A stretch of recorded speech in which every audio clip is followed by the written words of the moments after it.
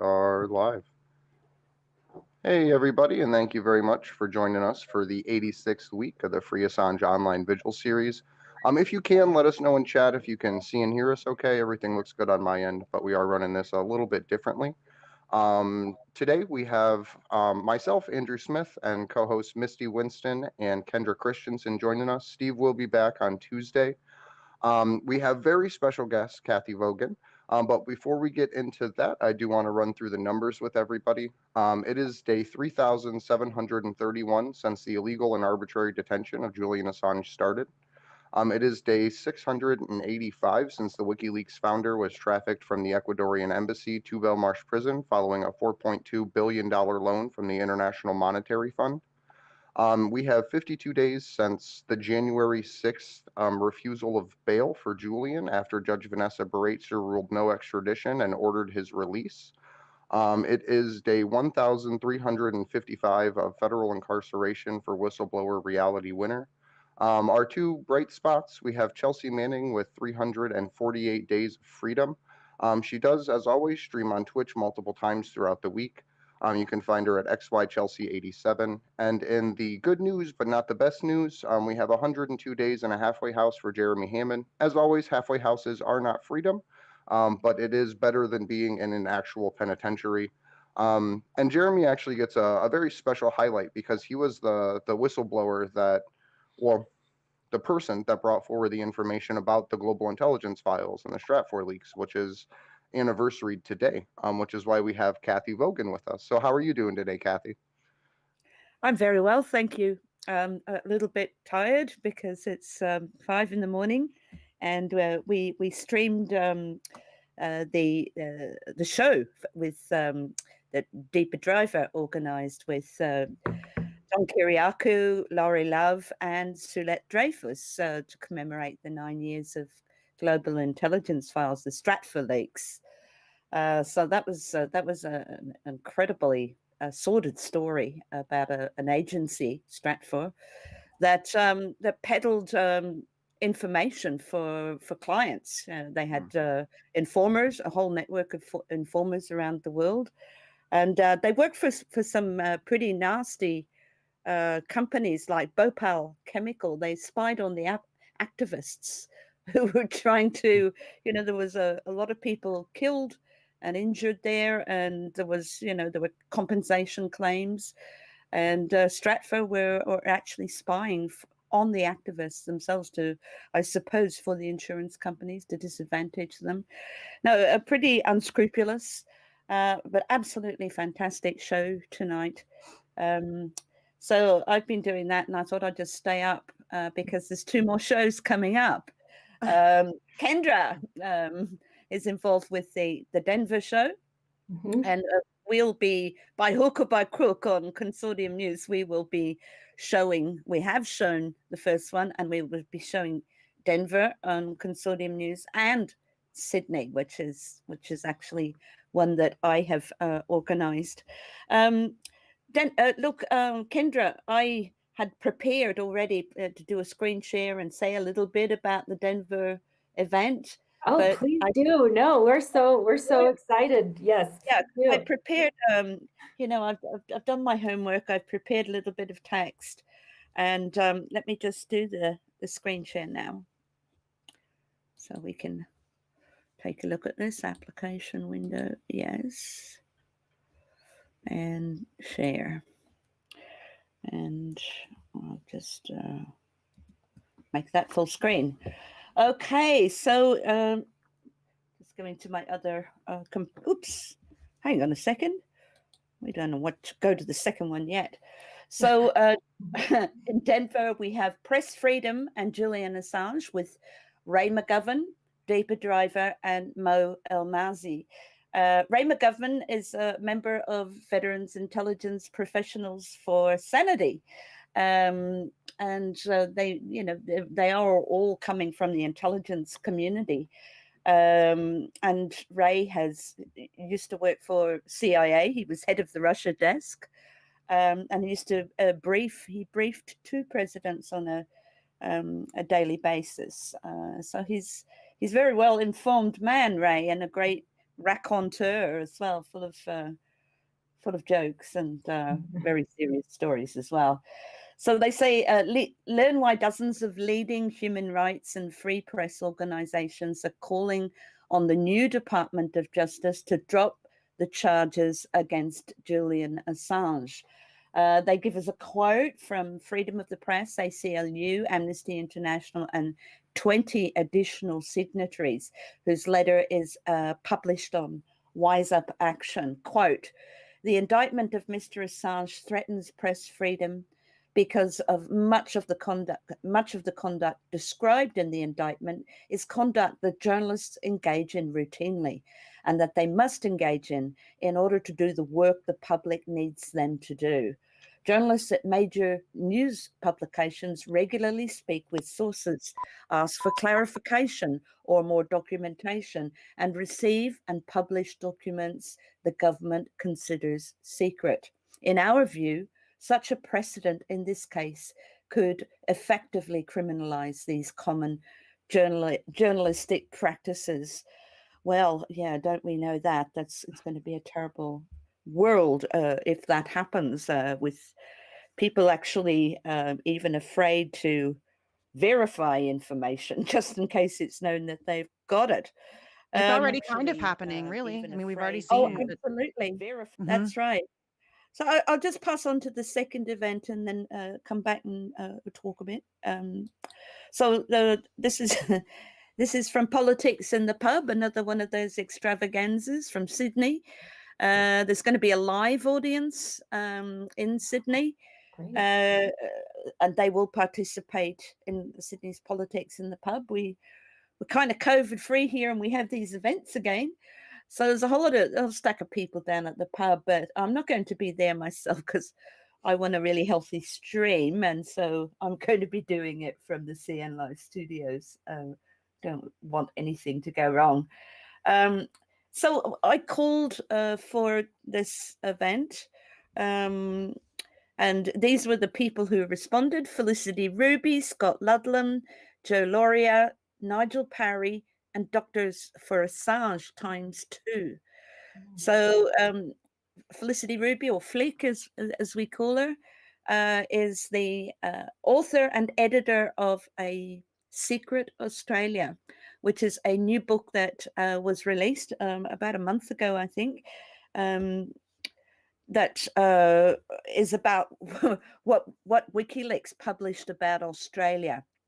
And we hadn't really had a book that covered the Australian story like this one does. There was WikiLeaks files that covered the whole world, but this one, A Secret Australia, is a revelation, has been a revelation for a lot of people down under. Now, Scott Ludlum, formerly Senator Scott Ludlum, who was an amazing advocate for Julian Assange, even went to Sweden to try and sort things out initially.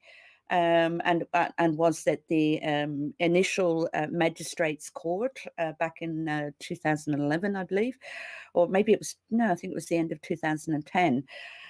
So Scott, no, I think it is 2011 now. I'm correcting myself again. So Scott is one of the authors of A Secret Australia. It's a compilation of different pieces by different people. And Scott has 2 chapters, but his chapter is specifically about repression. So the Julian Assange case and Western political repression is the title. You all know Joe Lauria, and I'm going to wager that Joe is, well, I'll say that Joe is possibly going to give a surprising history of, this is what he's working on at the moment, a surprising history of the Espionage and Official Secrets Act. Oh. So I'm not going to tell you too much. He'll probably say a little bit about it. That may not be his main focus, but that's possibly what's in store from Joe. Nigel Parry. Let me tell you, I guess you guys don't know Nigel Parry. Do any of you know him? I feel like I have heard the name, but I would love to hear more. Okay, Nigel Parry is a journalist and the technical consultant who covered the lead up to the release of the unredacted cables, and was actually the first person to decrypt them and warn WikiLeaks. So his account at the time tallies with computer scientist Christian Grothoff's expert testimony in the September hearing. But it tells us more about who made the release possible, and it wasn't Assange. Parry will, yes, he's called Parry too. Parry will also comment on the recently released call between WikiLeaks and the Department of Justice in the interest of preventing or delaying the release of the unredacted cables, because they'd been taken out of the whole submissions box was taken when there was a split at WikiLeaks. And so, this was coming from the departed batch. That's what we learned in the trial, in the hearing. And also, Nigel will speak of the implications that the Assange case has for press freedom. So that's going to be quite good. But it's not the... It's probably not the, I think I'm going to put the doctors in the middle. So the doctors for Assange, let me just go back and tell you, maybe I can just get out of this screen share now, because it's that's enough. Let's see, stop sharing. Just watching it at this. So when I called for speakers, I had a particular idea in mind of what needed to be said and done. So here it goes. Here was my spiel. In the light of the announcement that the Biden administration will appeal the UK's refusal to extradite on medical grounds, it is vitally important to discuss Julian Assange's health, but also to articulate the reasons for cross-appeal by the defence on other aspects of the judgment. According to the defence lawyer Edward Fitzgerald, both scenarios are possible in the High Court. And we've had a few people saying that this is just my aside, that it is a bloody good idea to do that, because if they lose, the defence lose the appeal on medical grounds, then they will have effectively lost on all the other points as well. So... And of course, it was all the other points that threatened everybody else, every other journalist and press freedom. So it is my guess that Julian is a driving force behind, intentions of a cross appeal. But it remains to be seen Could in what way to do that. Real quick, there's some confusion around the whole idea of the cross appeal. Could you kind of explain that in like simpler terms, how that whole process works in relation to the case? Well, there were certain aspects of Judge Barretzer's ruling that, where she was accepting dual criminality between the Espionage Act and the Official Secrets Act. It's just verboten to even hold classified information. This is the new age. I mean, it's like these centuries of the First Amendment and European Convention on Human Rights, Article 10, in relation to freedom of speech, Article 19 of the Universal Declaration of Human Rights as well, the right to seek, receive, and impart information across all frontiers. This is a fundamental human right. And then there's also freedom of movement and all that they didn't care much about in relation to Assange. But one of the other things that was really barring we thought initially was really barring the extradition was that it was a political offence. And the UK, in their extradition treaty, which was finally ratified in 2007, there is a bar on extradition for political offences, and the Espionage Act, espionage, sedition, if you like, it's supposed to be gone, but it isn't. These are, by their very nature, political offences. But what happened is that after the Troubles in Northern Ireland, the UK, that England was seeking to have people extradited from Ireland. I'm not quite sure if it was all of Ireland or maybe not just Northern Ireland, but whatever, or maybe just the South, because they're different jurisdictions. But the thing was that this bar that excluded political extradition was kind of removed from the act. It was just left out of the Extradition Act. Now, they're both from 2003, but it was kind of just left like that to make it easier to extradite people in relation to terrorism, in actual terrorism. I am from Belfast. That's where I was born. That's where I grew up until the age of 16. I had my friend's older sister shot in the back of the head when she was buying nappies for her baby sister in a chemist shop. This is hit and run, people. Snipers everywhere. Another girl I went to school with just happened to be walking by a place and had her eye blown out and her leg. She lost her leg as well. So this is the kind of thing that that the UK were interested in. Well, not having any kind of a blockage on getting these people to trial, right? And of course, there was a lot of people who were falsely accused as well. I'm not going to go into that in too much detail, but that's the reason that there is a discrepancy between the Extradition Act of 2003 and the US-UK Extradition Treaty, which is 2007. That's when it was finally ratified. Now, the defense argued on the political bar right back in February, but that it came to a head on that day when Judge Baraitser said that she was going to be looking at the act. And that's what she said in her ruling, that she had considered the act and not the treaty, because the act didn't say that it wasn't allowed. Now, there's been outcry from the British Parliament about that, which I think you've been talking about already. That that Baraitser misunderstood the intentions of Parliament, but they were a bit slack in not keep putting those provisions back in later. Further down the track, they should have introduced this amendment into the Extradition Act so there was coherency.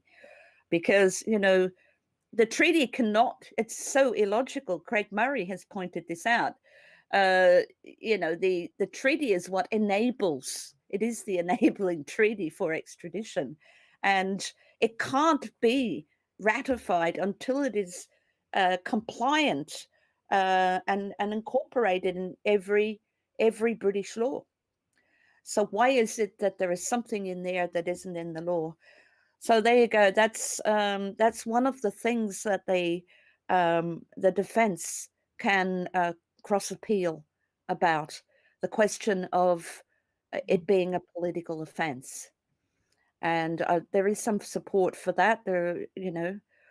But you should look at Consortium News and Alexander Macourus's letter from London, the last one, where he goes into great detail about how the appeal and cross appeal may play out.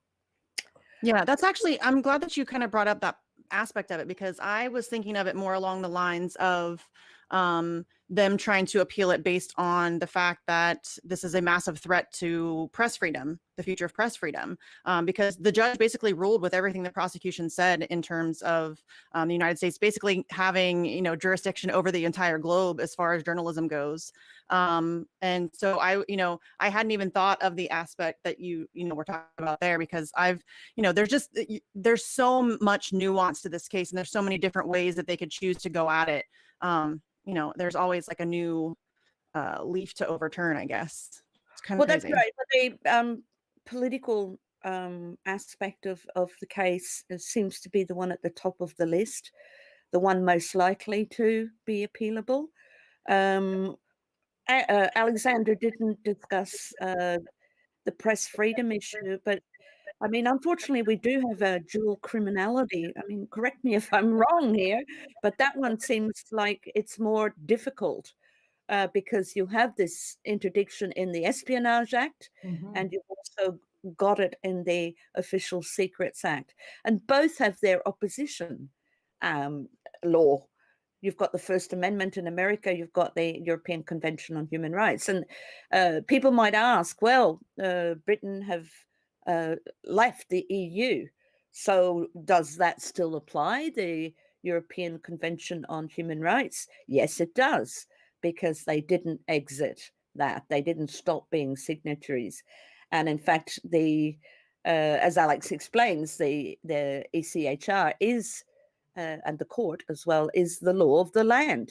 It is the superior law. It supersedes, it overrides any local laws in Britain. So that's where Julian could end up, I suppose. But I think, Cathy, I'm we'll- wondering, remember Julian Assange had said, I think early on, I don't know if it was in a letter or not, but he had said, don't let me be sacrificed on the altar of Brexit. Do you think it had to do with this, human rights? Or do you think that's maybe what he was thinking about specifically, or we don't know, or just I don't know. I always kind of wondered about how that related to everything. Yeah, I'm not sure. There were things going on at the time that he wanted to talk about. And he wanted to testify to the British Parliament about what had happened. During Brexit and Cambridge Analytica, aggregate IQ, I should say, in the UK, which is actually, a filial of Cambridge Analytica. They're the same legal entity. They're both owned by Mercer. He owns the intellectual property. Julian wanted to say something in both cases, and days after he was gagged. Wow. So that was actually Slavoj Zizek talks about that extensively. That his theory is that it wasn't really Catalonia that was so much the problem, but what he wanted to testify to I think it was House Intelligence Committee. Is that right? Yes, I think so. I think Adam you're right. Schiff said to him, the only way we're going to talk to you is if you're behind bars. If you recall that, he got a Yes. rebuttal. Well, I don't think any of this is by accident. There's no question about that. And and to me, I know I try to say this all the time, but I can never really find the right words for it. But it really is just so much bigger than just Julian Assange.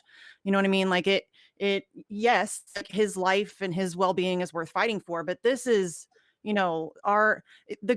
our governments have the ability to know literally everything about us. I mean, where we shop, who we hang out with, where our kids go to school, how much money we spend, where we spend, you know what I mean? Like they have complete control over all of our information, all of our lives, and there's no transparency for them. That was kind of WikiLeaks was sort of the balance of that a little bit. I mean, they have all of these Cambridge Analyticas and Stratfor and all these, shady companies, spying on us, and it's crazy. And then WikiLeaks was kind of the people's answer to that. Like, okay, well, now we're going to shine the light back on the government, and that's really a bigger piece of what's at stake here to me. It reversed the panopticon, didn't it? It turned it right around. A little bit, yeah. I mean, anyway, they still have a lot of power, but if I could just focus on, with the how the first part is the appeal, I guess, and then there's the cross appeal. But in terms of the appeal itself, I think we're ready for it. Certainly in this discussion on March 2nd, we'll be talking a lot about that. So prosecutor Claire Dobbin began her preview of the upcoming appeal by saying to Judge Baraitser, quote, "Your judgment hangs by a single thread. A presumption that the accused would complete a suicide in a US prison. The judge's decision was largely influenced by the expert testimonies of neuropsychologist Professor Michael Kopelman and special administrative measures SAMS expert, Maureen Baird. What made the thread so slim was Baraita's other presumptions that the words of the Assistant United States Attorney in the Eastern District Court of Virginia, Gordon Kronberg, and the Guardian journalists their words could be accepted as fact. That forensic evidence, such as delivered by Patrick Eller and Christian Grothoff, could be disregarded, and that the First Amendment and Article 10 of the European Convention on Human Rights could be crushed by establishing dual criminality between the Espionage and Official Secrets Act. Now, all of our guests will be, I've asked them to perform a dual purpose. We've got the doctors for Assange, two of the doctors for Assange, Thomas G. Schulze and Bill Hogan, who are probably the most, have appeared the most as spokespeople for the group, but they're both psychiatrists. And I particularly wanted psychiatrists because we're talking about mental health. So this is kind of what we've got planned. I'm not going to read too much about the others. So Doctors for Assange will address what we know of the prosecution's intended line of appeal as outlined by the prosecutor Claire Dobbin at the bail hearing on January 6th. Before being hushed by Baraita, Dobbin delivers some important information. These are our live tweets from Consortium News. Ms. Dobbin is referring to the Turner test to determine if a prisoner is likely to commit suicide. She says, the key determinant, we will argue, is the conditions in place. We will argue the fourth test in Turner regarding the diagnosis. At that point, Baraita interrupts, saying too much detail. And at that point, both Joe Laurie and I felt that this was a very awkward moment since Baraita had cut Dobbin off mid-sentence to stop her from going on. But she continued, Ms. Dobbin, Mr. Assange's mental health is not as severe as the picture the mental health experts painted. So Dobbin is referring to the case of Turner versus the government of the USA in 2012. An explanation of the Turner test can be found on page 90 of Baraita's January judgment. So the fourth test reads, the mental condition of the person must be such that it removes his capacity to resist the impulse to commit suicide. Otherwise, it will not be his mental condition, but his own voluntary act, which puts him at risk of dying. And if that is the case, there is no oppression in ordering extradition. So Dobbin said that Judge Baraita had not applied the Turner test correctly. Can you read that again? Because that's really dark. Andrew, I was just thinking. I'm sorry to. Dark, isn't it? Yeah, I'm sorry to jump in there, but that's a hell of a thing to be written in law. So this is the Turner test to determine if a prisoner is likely to commit suicide. So the mental condition, and I think this is a pre-existing mental condition as much as anything else, but Julian fulfills that. The mental condition of the person must be such that it removes his capacity to resist the impulse to commit suicide. Otherwise, it will not be his mental condition, but his own voluntary act, which puts him at risk of dying. And if that is the case, there is no oppression in ordering extradition. That's the fourth Turner test. Now, Dobbin said that Judge Baraita had not applied the Turner test correctly, that the bar of adequacy of measures in terms of prevention of suicide was set differently than the judge had interpreted. The psychiatrist and Crown witness, Nigel Blackwood, said in court that special administrative measures could be managed with the right medication. So, the The prosecution's arguments are therefore likely to go like this.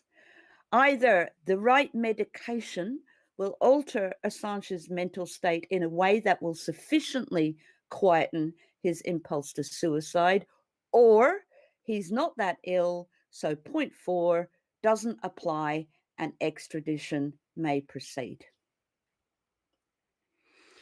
That's it. So we've got two splendid psychiatrists who are going to converse for 15 minutes about this.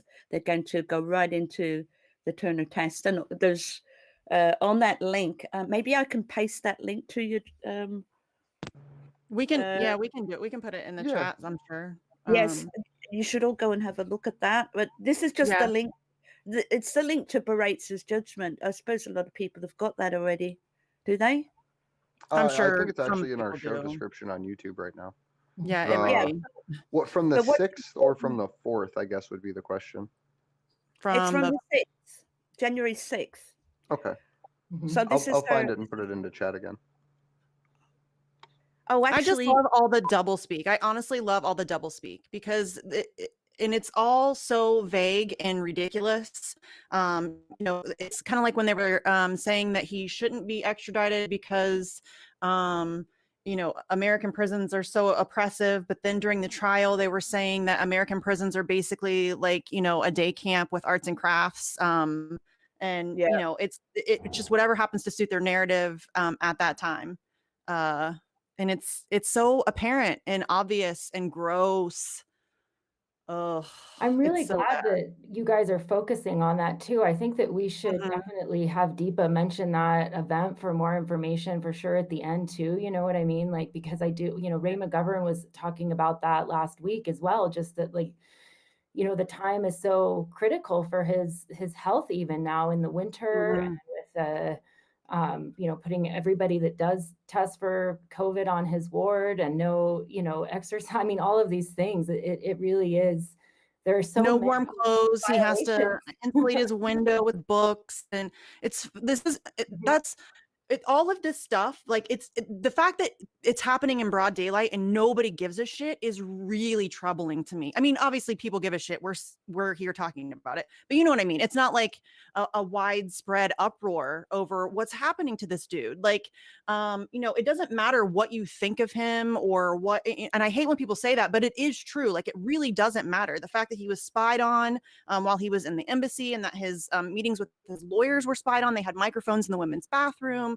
The fact that he is being charged for political offenses, the fact that he is being held really without any charge and he's already served his time for the bail stuff. And it's just like one thing after another that is just a massive attack on his human rights and just normal rule of law, what you would expect. Like, as a human being, you should be able to expect to have conversations with your lawyers about a court case without the opposition spying on you. And, especially when you're, a journalist who's going up against the world's largest superpower, that should be a given. Like, you should be able to have private conversations with your legal team and participate in your own defense. It's crazy that people it seemed to just be okay. I know a lot of people are just uninformed or misinformed, but it's just really frustrating. So much is fucked up about this case.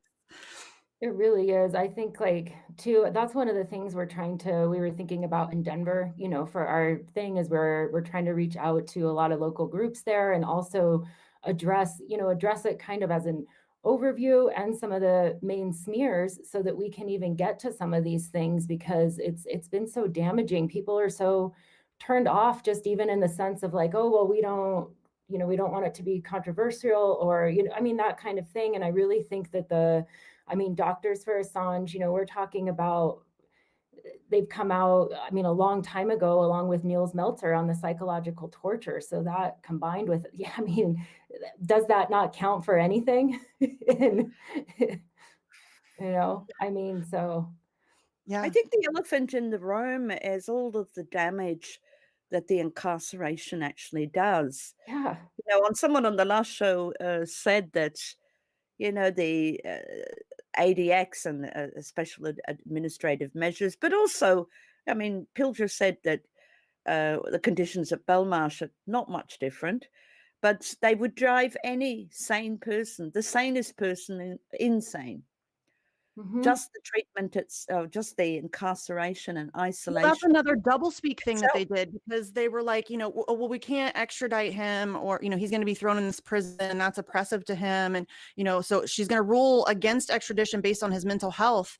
But then she denies him bail. And sis, how do you think he got that way? How do you think his mental health deteriorated to that point? It's because of what you've been doing to him. It's because of the last 2 years in Belmarsh. It's because of the last 10 years of illegal and arbitrary detention in whatever form it was taking, and the psychological torture and all of the other things that have gone along with it. You know what I mean? Like it's this doublespeak. Well, we can't send him there because he'll commit suicide.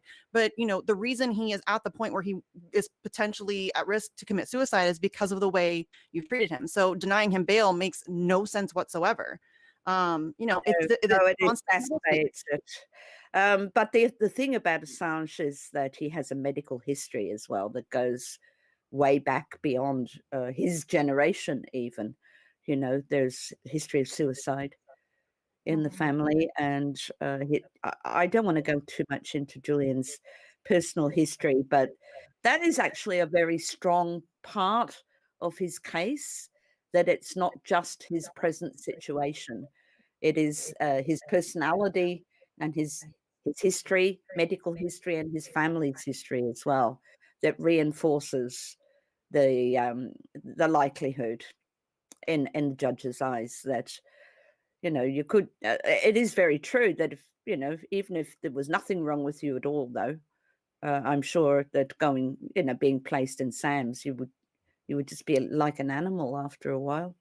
Well, and I mean, again, I also don't want to go too much into his personal history, but he is also autistic, and the suicide rate for people with autism is elevated. It's like 3 times, the rate of a neurotypical. So, I mean, Yeah. that's also something else. My daughter's autistic. And so that really gets at me. So, I mean, and I again, it's something I feel very weird about even talking about, because it feels gross to talk about his personal medical history. Like, that's really nobody's business. But at the same time, we need people to see him as a human being and give him his humanity back and make people understand like what he's dealing with. I think a lot of that's been stripped away from him. So it's this weird balancing act, I think, of making people understand, how critical his situation is without getting too deep into, like you said, his personal history. That's really nobody's business. His personal medical history shouldn't be, a news article, or it's a weird aired balance. for three whole days. Mm-hmm. That's how important it was, because that was probably their best chance. So it was just he was dragged over the coals. It was the most humiliating experience you could imagine, and I think it was really terribly painful for Stella as well. But the thing is that it convinced the judge, right? She had to hear all this in order to understand, why it couldn't be done. But it's a bit of a worry. It is so dark, isn't it? As you It said, really is. this idea of the mental condition must be such that you can't resist, because if you can resist, then you've chosen to do it. So there's no oppression in sending you. Well, and what does that mean? You've chosen to do it, then that means you can't resist. Gosh damn it. I know. It's again, it's that double speak shit. It's that, I mean, they want their cake and they want to eat it too. It's they want to talk out of both sides of their mouth. They want both. They're just facts don't matter. Reality doesn't matter. It's just they say whatever benefits their position at that time, and you know what I mean. None of it is. It's all nonsensical, and it's it's just really frustrating that they can get away with it. It pisses me off. It really does. Yeah, but I think that they can't, they won't accept just a mental condition that, you're having a bad day or something like that, or you've had a bad 10 years. Mm-hmm. But a mental condition is actually defined by the psychiatrist, is the borderline autism, or Asperger's, if you like. And also the family, his own, his own history back in the early 90s is not good. I don't want to talk about it, but you know, it goes right back to generations before him as well. Yeah, So yeah, Well, and and I it's think too, it's also just that's a like, condition. That's a condition. right. Well, and I think that like through these medical conditions that have been, diagnosed by medical professionals that, testified under oath, you can see just, I mean, honestly, how much more amazing is Julian Assange's character given all of that, and everything that he still did and released. I mean, still, I think people too, you don't have to go, I think some ways you don't have to, violate that privacy to still, see what's going on, understand that there was a ruling and the expert testimony, and also just that, everybody now has the experience of, into some sort of degree, being kind of locked down.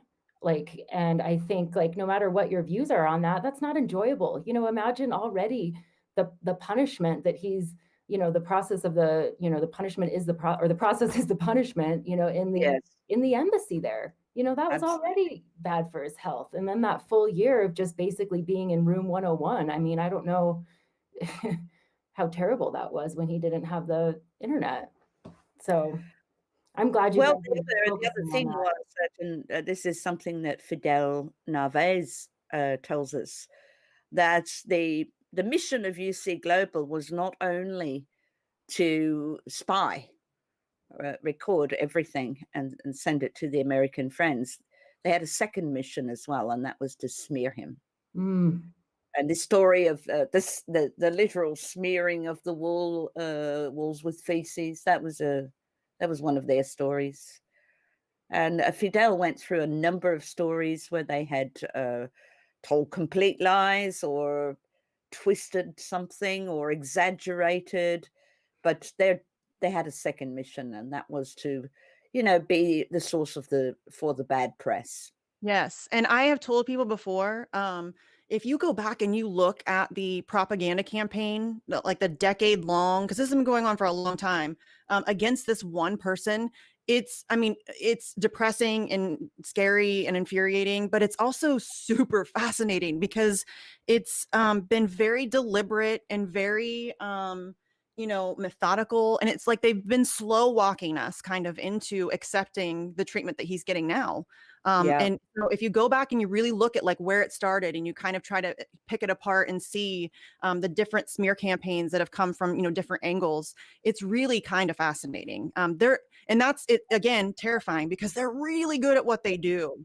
They've managed to destroy this one man's character. They've made him into like this caricature, a comic book villain sort of. Mhm. And they've like I said earlier, they've kind of stripped away his humanity. People don't even think of him as a human being. He's just some hacker, or he's a Russian, or he, you know what I mean. It's they've managed to just completely strip away his humanhood and make him into this just not even like a caricature, really. I mean, that's really like the best descriptor for it.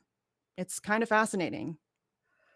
Well, And the it's truth is interesting that coming they out. spent so much time, money, and resources doing that to one person. Well, they You have know? it from every angle too. It's Mhm. not just the Swedish bullshit rape stuff. It's not just the he hurt people stuff. You also have the he was a Mossad agent, right? Mhm. Like people trying Or to he's smear him, committed, or he's a CIA op, or right? it's incredible. And All and of the even to those people, I say, why should someone that you think is one of those agents, why should their court trial remove your ability to share classified information? right. Right. Like, for as ridiculous as those accusations are, it's as easy to counter as everything else. Well, that's what I'm saying. Even if all of those things are true, even if he is some Russian slash, and this is like an impossible thing, but Russian slash CIA slash Mossad slash Israel, you know what I mean? Like he could be all of those things that they level at him. And that still doesn't change the fact that what's happening to him is setting a dangerous precedent for my rights moving forward. And none of that other stuff matters. That's what I'm worried about mostly. I mean, Yeah, he's again, not charged for any of the other stuff. You know what I mean? He's charged for yeah, journalism. Like you can read it in the indictment, right? I mean, that's what's so it's so insane. I was going to ask you too, Cathy, and also Misty and Andrew. Do you remember the name of the MP that did speak out in Parliament recently? Claire Again, Daly? That was she's No, no, not it wasn't. no, it's a man. oh the labor guy. The labor guy. Yes. Yes. Oh I do think that is positive that we have some movement there saying like, absolutely not. This is not how the act was meant to be interpreted. I was just wondering if you guys knew. hold on, I'm looking up his name because that's bugging my brain. We just talked about this yesterday. Yeah, I've got it copied and pasted into one of 100 notes here. Just trying to find it for you. Because I only It's a just race learned. to see who finds it first, Cathy. It's a race. Oh, I was thinking that would be good for all of us to, you know, make sure we amplify that, especially if that's the direction that that the appeal has a really good chance of being successful. yeah. He still wasn't like his statement wasn't great. He's definitely not Team Assange, I would say is fair. Okay. But I think his point was there's no reason that he should be incarcerated. Let's see. It's really bugging me that I can't remember his name. I want to say it starts with a B. Well, and I'm Somebody sorry, I don't mean to check the derail us. chat too, because somebody in the chat probably knows. Are you talking about the Australian Labour leader? No, UK. No, UK. It's from UK. I have so many things bookmarked. I don't know why I bought. I know. That's what I'm like trying to shuffle through bookmarks right now. It's terrible. Oh, it's really hurting my brain though, legitimately. Because we just talked about this dude yesterday, and for whatever reason, I cannot remember his name. Well, one other thing, Cathy, is I was wondering if you didn't Consortium News was recently censored, correct? I was wondering if you could talk about that a little bit.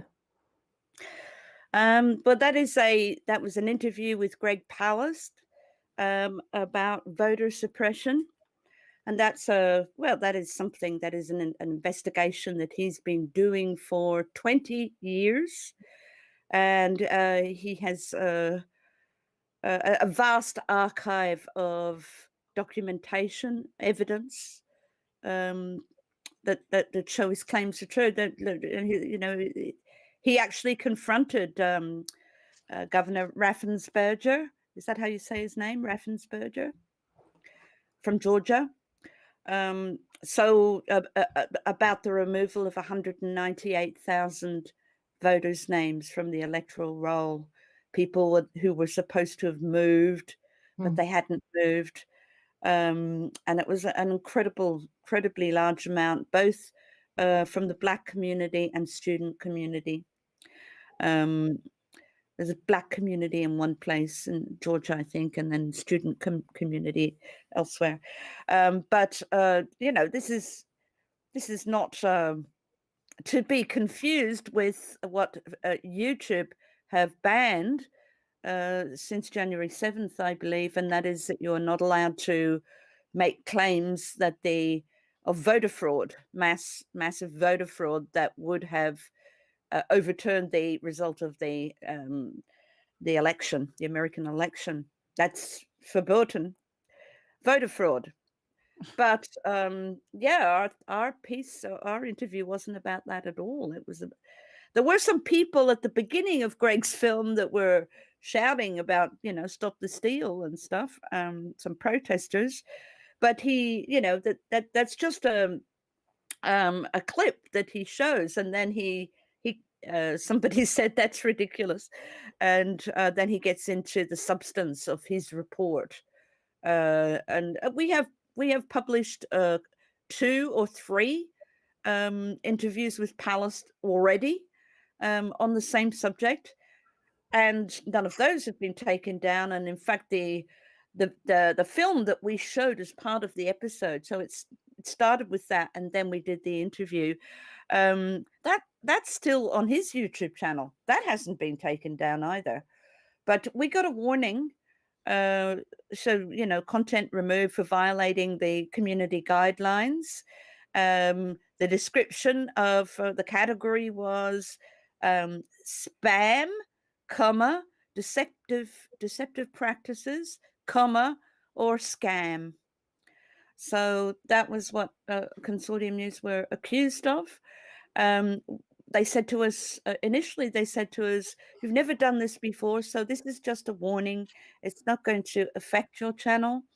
And then the next thing, I just basically discovered it a few hours before, for no reason. It said, if you do this again, you will get a community guidelines strike. Now, we didn't do it again. We didn't do anything. I just saw the thing, and Joe and I were both drafting an appeal. And then suddenly it turned into a strike for no apparent reason. And we were blocked from being able to upload or stream for a week.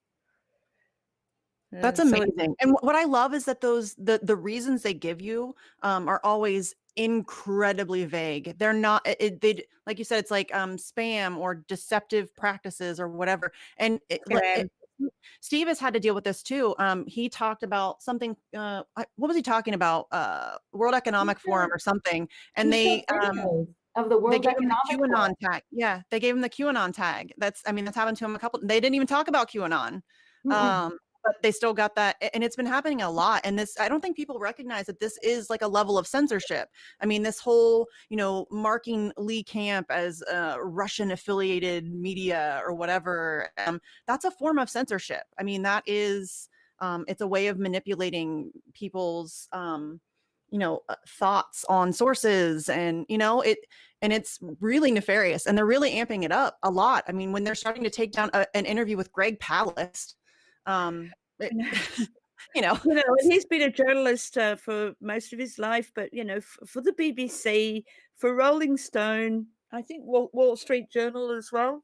I mean, he's absolutely mainstream. The other thing is that he's a Democrat, right? He's a Democrat. He wasn't claiming voter fraud. Right. That speaks to what you were saying, that this is not about, you can go towards one side and censor them first, but this is just about power and censoring everybody. That's one of the things that, why we always talk about that here. Like, look, like first they came for Assange, you really mean it. And even with the major news outlets saying like, nobody is, safe from this stuff. I mean, who knows if you were just part of some dumb algorithm that has, I don't know. I always wonder about that. Like how involved are they with who they're censoring? Do you know what I mean? Like, is it, I don't know.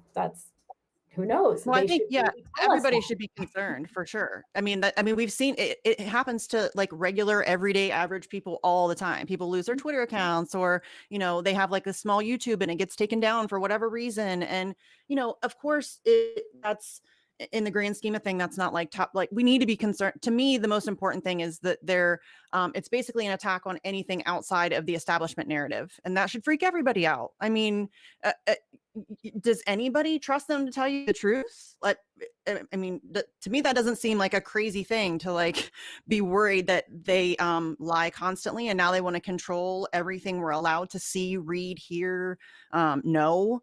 That's even take things down. I mean, voter suppression is something that is absolutely real. And it's been going on for many a long year. It's not about the 2020 election. That's what I was trying to explain to people just in my daily life, that like it's not about Trump. Like, we just lived through 4 years of a completely fabricated Russiagate story. Then it got flipped on its head. We're told everything's absolutely perfect now. Don't ask questions. We just removed this guy from every aspect of the internet. And I'm like, what the fuck?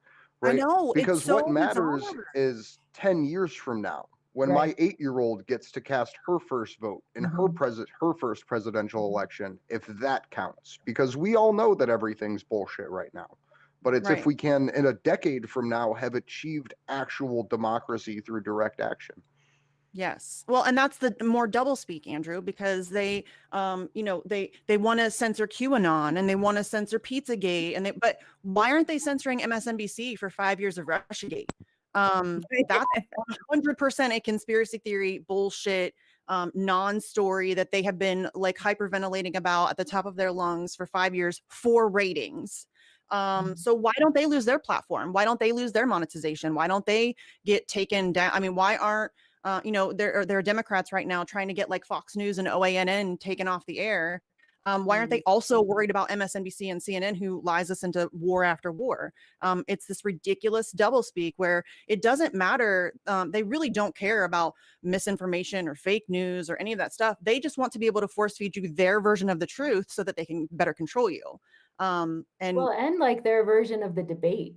I think that's like a big thing that you see being fed, even when we were talking earlier about the propaganda around Assange, hero or villain, and then they have this like fake conversation going on about something that never even happened in Sweden being the deciding factor about that, totally not talking, about, oh, well, what about all of the, the biggest leak in history showing war crimes, I mean, all of these things, just, don't think about that. And then what happened? And then they circle on whatever the power decision is. Oh, villain. And then we keep, we go again and have some sort of like fake kind of debate, and then we settle there. And it just keeps getting worse and worse and less rights. And to now where we have open censorship and people that are saying, yeah, censor them. Yeah. Like cheering it on. So, Cathy, I did want to ask, though, because we're with the Global Intelligence File Strat4 leaks anniversary. Yeah. We found out through those leaks, through the work of Jeremy Hammond, about the secret indictment that was over Julian and about the secret grand juries into WikiLeaks that were going on. Could you talk a little bit about that and kind of how that led us to what we're looking at today? Well, actually, I think that the first time that we saw the indictment was in Andrew Fowler's 2011 documentary, Sex, Lies, and Julian Assange. Oh, really? Yes, that was his scoop. What could you be talking about? There was I'll pull the article up. There was a conversation that got revealed in the Global Intelligence Files that basically was between. Oh, yes, of course. There's Fred Burton, the CEO. Of course, there's that quote. We've got an indictment on Assange, but we didn't. They didn't show it, right? Right. So when it actually physically appeared was in that 2000 fantastic Sex, Lies, and Julian Assange by Andrew Fowler, who's also written a chapter in A Secret Australia. So then we actually got a photograph of it. So that's how long we saw the evidence in 2011. But yes, Stratford did say we have an indictment on Assange, and they said that the US could possibly call for the death penalty. And one of them said that he would make a nice bride in prison, that he would be eating cat food. I mean, these people were very, very crude, very vulgar. Well, they're and psychopaths. no respect for anybody, not even their wealthy clients.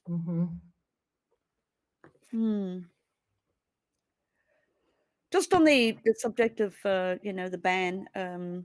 So Greg Pallas didn't know about it at first, but he found out this morning for us. So he's very angry.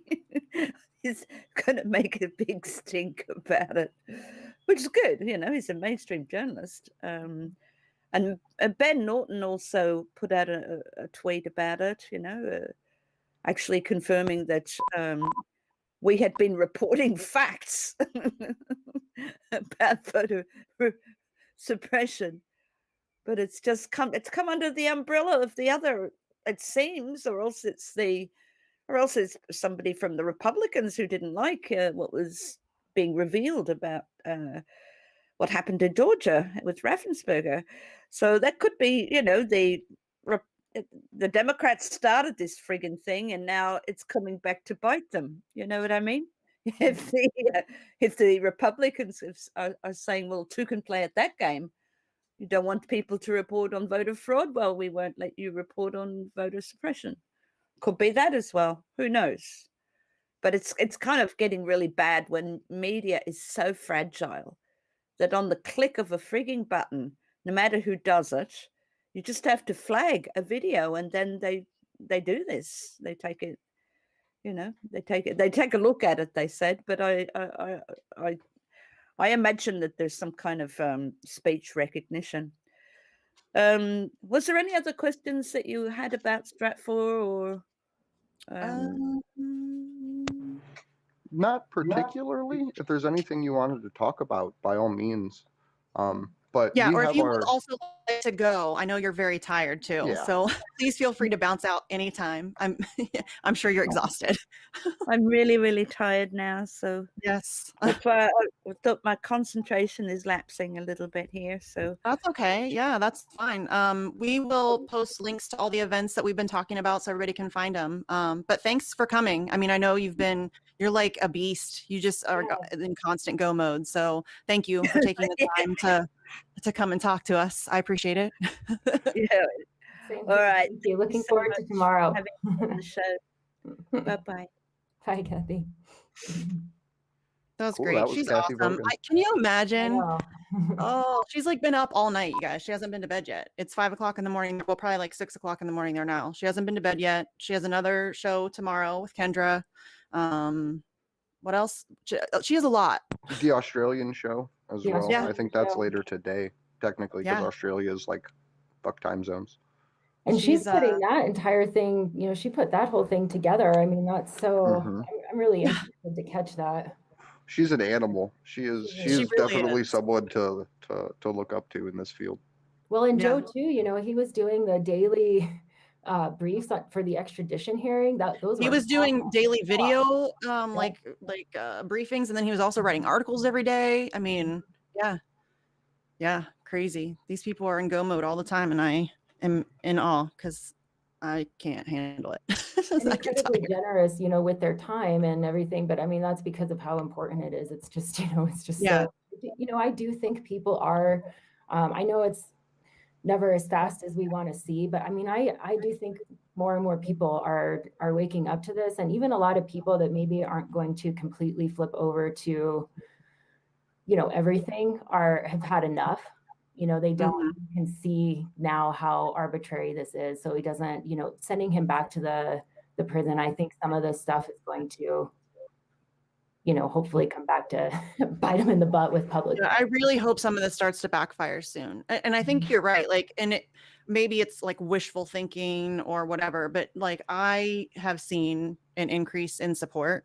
I've seen people who were kind of supportive before being more active, and getting more involved. And I mean, I've gone through my own transition of, becoming more heavily involved, like the further it goes. So yeah, I mean, I do think that the support level is growing. I just hope it happens. And I hate to like be Debbie Downer as usual, but it may already be too late. But it would be cool if we could, get like mass public pressure before it's too late. Well, on our website, I put up last night. It might still need proofread, so if there's grammatical errors, let me know. But I did put up the information about the Clovers for Assange events and for the Fuck Censorship events that we're doing in DC. In there is the BYOP, Be Your Own Protest.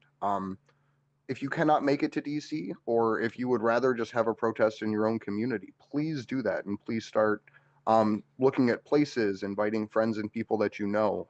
We will help you. We will promote those events. Misty's done an absolutely amazing job playing matchmaker, connecting people in different cities, which is Herculean work. Like, that is incredible to be able to keep up on all that. I'm not doing a very good job. Hey, anything worth doing is worth doing poorly. Right.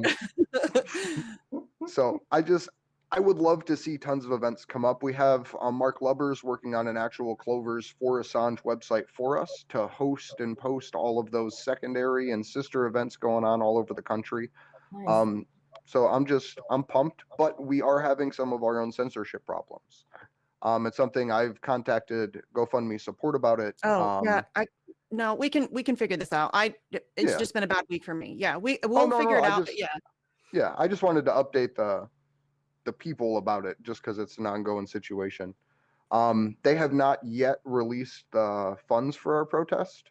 They're denying the bank account that we've used 3 other times, one of which is still active on the protests from January. So please continue to share it. Please continue to donate if at all possible. But at this moment, we're still working on getting a solution. I was literally emailing support while we were on with Cathy, because they replied back to me in the middle of the show. So hopefully, we will get that money soon. If not, we have some creative workarounds, but it's just a matter of hopefully we don't have to do that. Yeah, GoFundMe is ridiculous, you guys. Like all of these things are all of these, you know, this is and it kind of we can see it happening again with Gray Zone. And with the way that Patreon is fucking over Ryan Christian. You know, that's one of the first things they did to WikiLeaks was ban them from like financial and fundraising websites and apps and things like that. And that's what they do, and that's why they're demonetizing independent channels. They're trying to get these people to quit. Like if they just it's kind of like sanctions, sort of, you know what I mean? Like if you want to think about it in that way, it's economic sanctions against independent media, hoping that they can just push you out, you know, just because you can't afford to do the work anymore.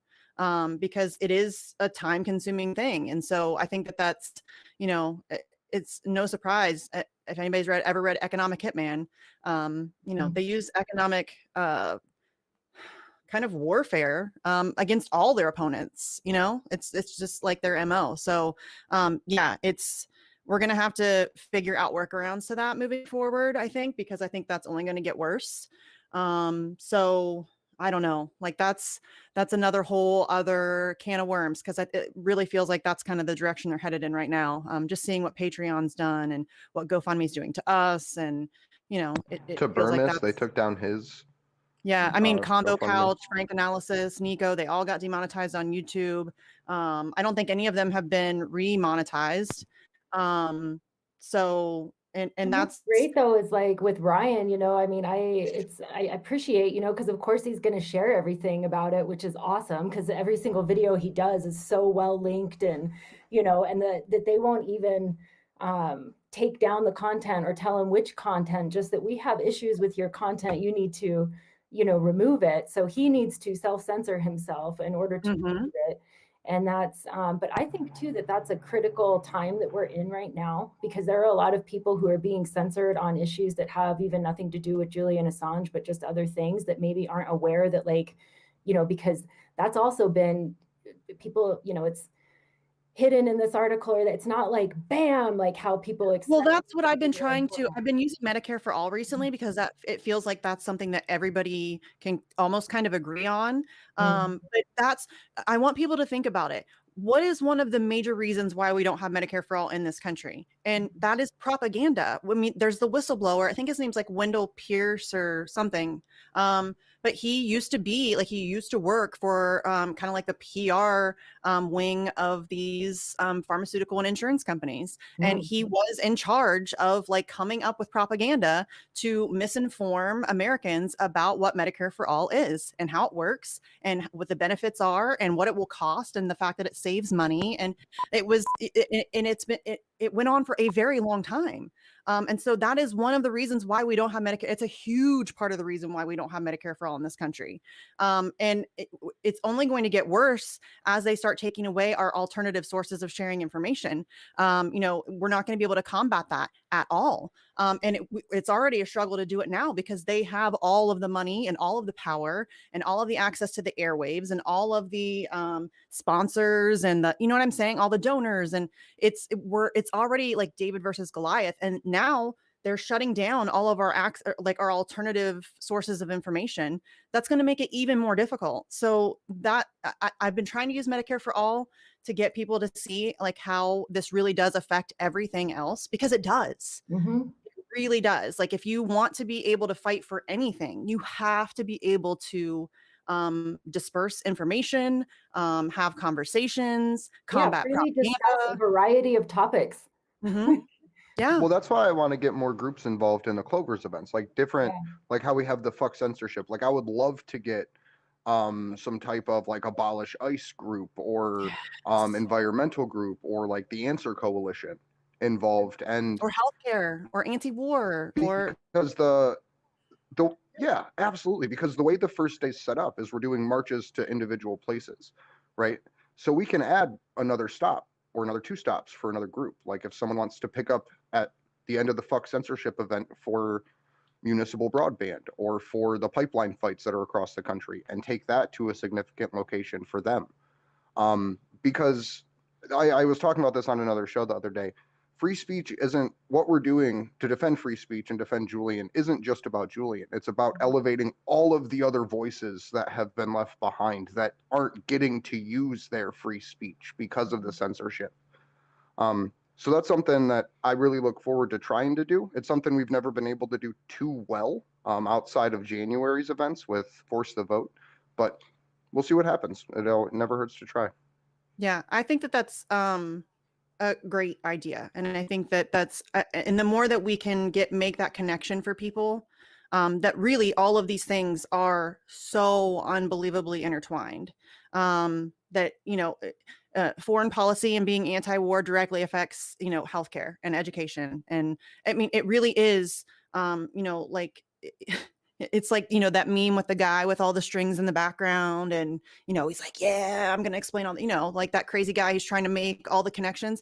It really is like that, though. Everything is connected. All of these issues are connected. And just for me, the whole press freedom and free speech just kind of is the most important, because you can't fight for anything else unless you have the ability to speak about it. Well, and you won't even know what to fight for. That's my big thing, is I'm like, because you won't if have you're information. full of lies, you could be fighting for something that's absolutely against your own interests. Yes, or and that something happens you really all the care time. about. Yeah. Yes.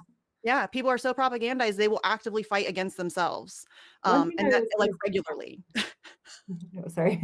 No, No, I was it's just going to say one thing to Andrew's point about that too, about the be your own protest as well. That's how I love that. that's how Denver started. We started with just like, I mean, me honestly, and I like wrote a thing where I'm like, well, one person, is that bad for the movement if it's a one person protest? I mean, I know that's embarrassing, but I just share it because it's true.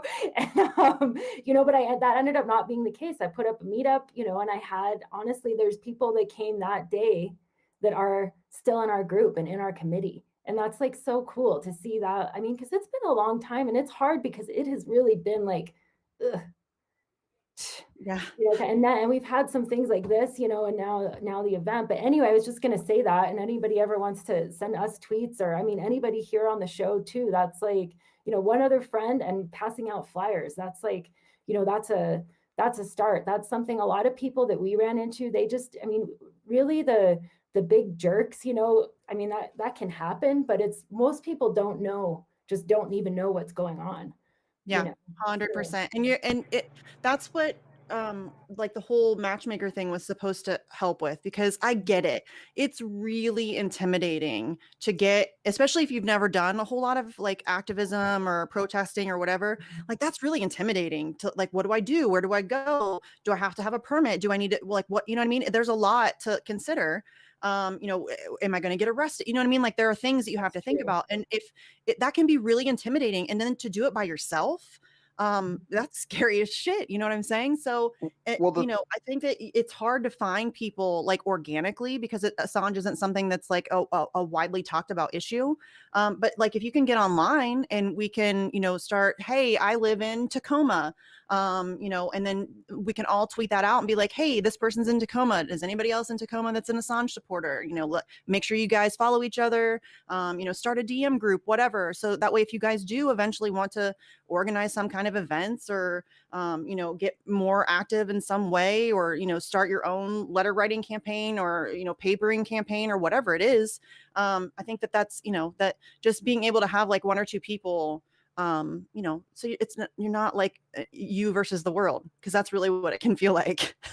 Well, when Action for Assange first started, we weren't even a thing. Like it was me going around putting up posters, and I got contacted by the wonderful Mark Lovers, and he was like, "Hey, do you want to come on Anonymous Bites Back? I see you doing all this work putting the posters up. That's really cool." I was like, "Yeah, sure, why not?" I literally never done an interview in my whole life, right? And well, I may have done like one, but I had been like a behind the scenes person. And I go on, and he's like, "Oh, by the way, there's this person that goes to Kent State that's going to be joining you. She has been doing a lot of reporting on Assange." And I was like, "Okay, cool." And that's how I met Taylor. And we literally just started all of this together. We were like, "Hey, what the hell can we do? We need way more people on the ground active." And once you start acting personally, like for me, it was going out and just putting up posters. You see how far free speech has been taken from us. Yes. And that's why I've always encouraged everyone to go out and just start acting now. Like, don't wait for something. Just go put up a poster about what you care about.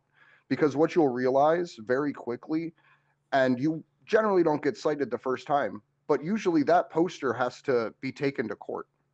Usually that simple no more torture sign is illegal.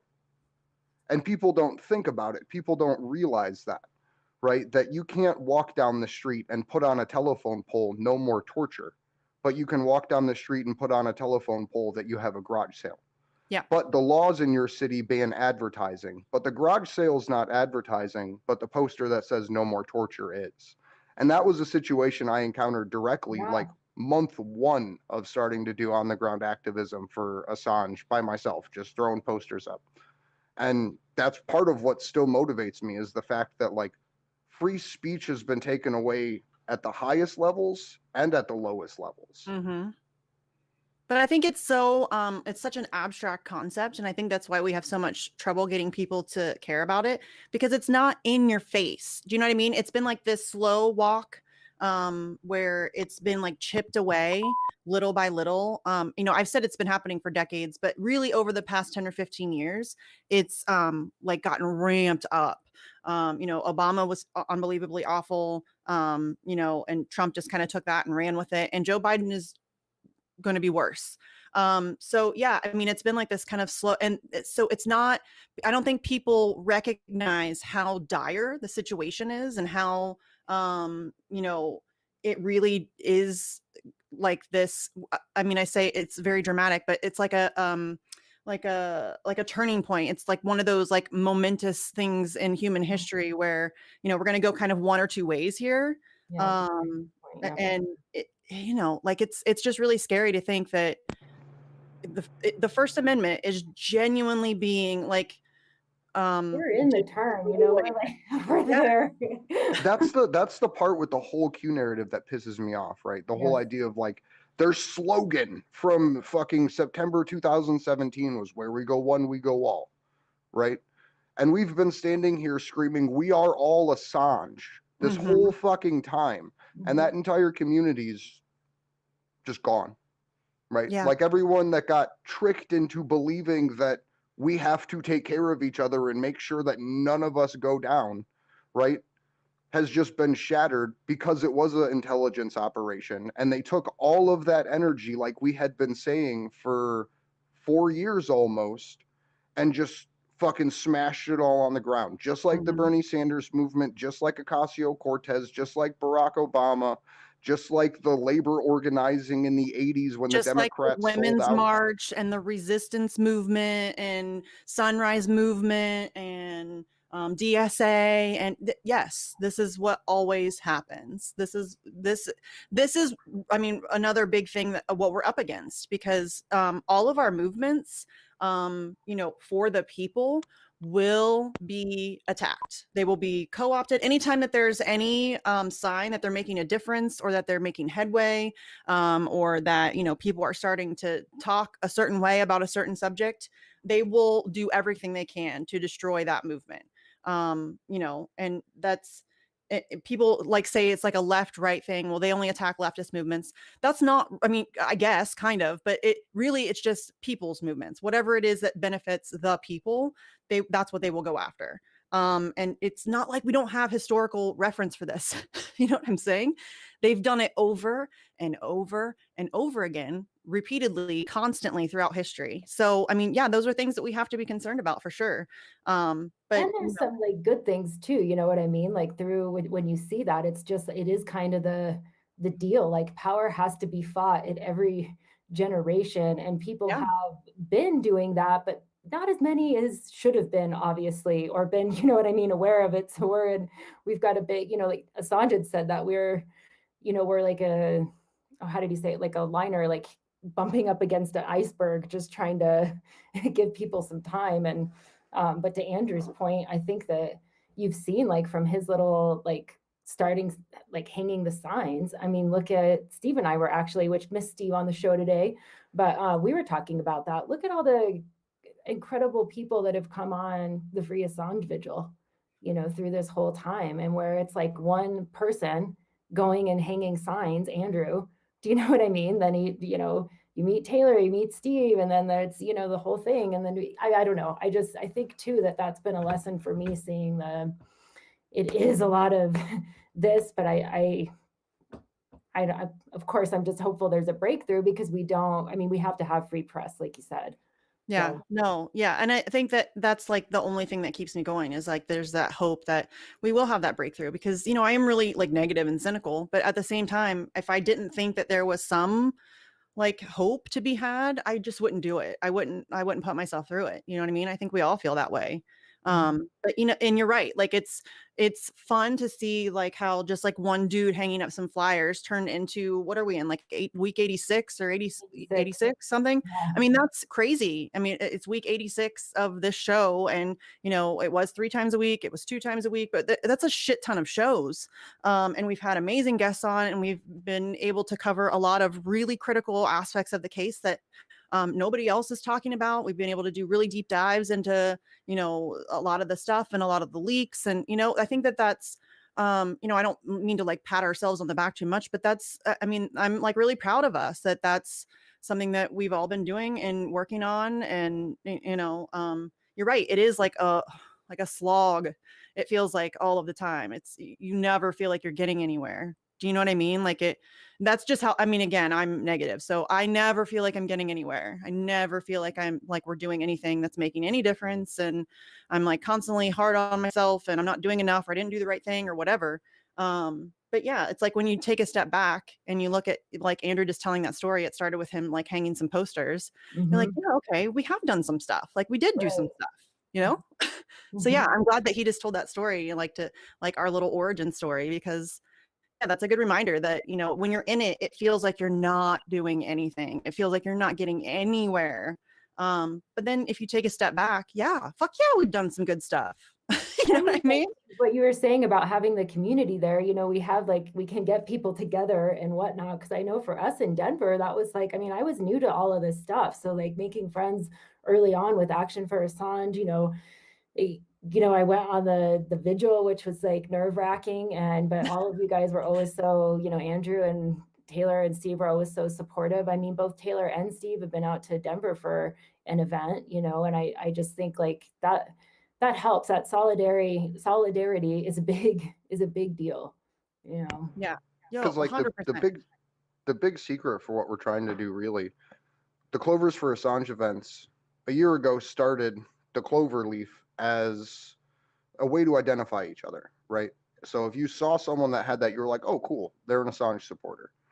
Our hope is to get people together in the real world, so that way next month, or not next month, but the month after, right, April 11th, we can have way bigger events, right? Because that's the plan, is to keep going and building forward. So if we can get 10 little events, 5 little events around the country, we can come to those places and do live teach-ins, right? We can help build those local Assange supporting groups. And then those groups can go into their communities and help build actual local level things and help with those local issues to continue spreading the message about what's going on. Yeah. And I think that that's one of the most crucial steps that we're going to have to take, because, we are being silenced, online and in the news media. They don't cover Assange. They don't talk about Assange. And like we've said repeatedly, that's only going to get worse. So we really are going to have to start making local connections and talking to people, face to face more, and which is hard right now because of COVID. And there's, everywhere's like every state is different. I mean, really every city is different. Like they've all got their own, curfews or whatever it is. And so it's really hard to like figure out how and when and where to schedule those kinds of things right now. But as we build those communities, we can lay the groundwork for it now, I guess is what I'm trying to say. So that when it is easier for us to hold those kinds of events, we already have sort of like base level support that we can use to kind of build off of. So yeah, I think that that's, definitely something that we're going to have to really start, focusing on moving forward for sure. Well, and even So- too, oh, sorry, go ahead, Andrew. Oh, no, go ahead. I just have a question. You can.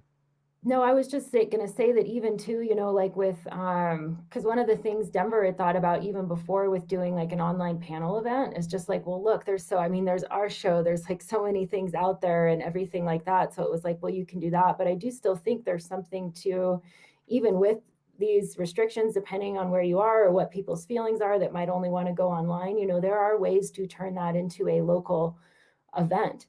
And like try to, share some of the events that have already been done and go to a university or something, try to, see about an audience that would show up and then, anybody here or through the Assange community, because it really is just such an incredible community of people who understand how important this is.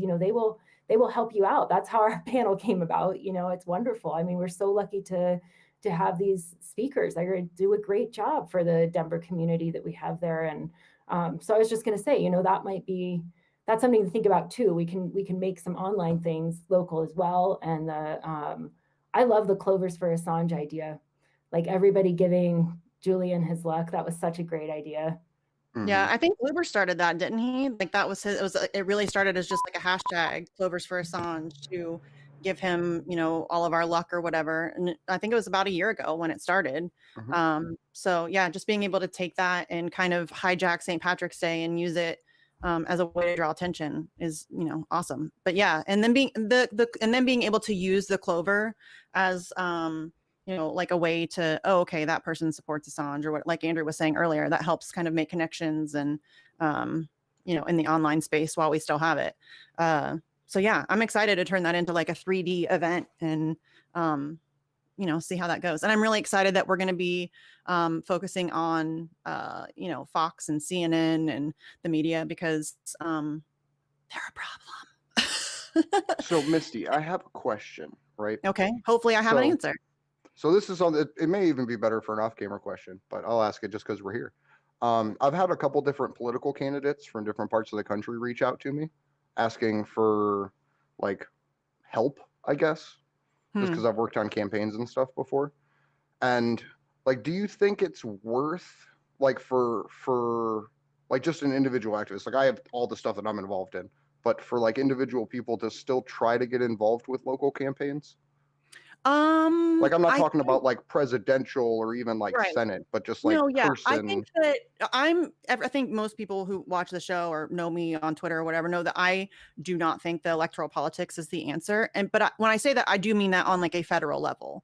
I do think that there's possibilities, and it really depends on your local area because some of them are corrupted beyond belief, and it's just like Democratic Party Junior bullshit, or Republican Party Junior bullshit. But if you have like a more open sort of local political structure, I think it is, you can, especially if you have like ballot measures you can work on or whatever.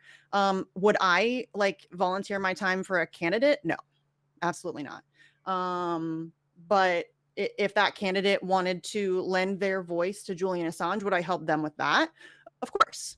But I'm not like Steve Cox. Love the guy. He's great on Twitter. I've had him on my show. I donated to him because he is running independent. I said I would never donate to anybody who is running in either major party ever again, and I will hold to that. But I did donate to him just because, he's a friend. I like his policies and but that's just not the thing that I'm into. I wouldn't volunteer for his campaign. I wouldn't, you know what I mean? Like, that's just not my thing. But yeah, I think that if you can get involved locally, if you think that there's kind of some space for you to make, some change in your own community, whether it be, because there are times where you could get like a community garden started.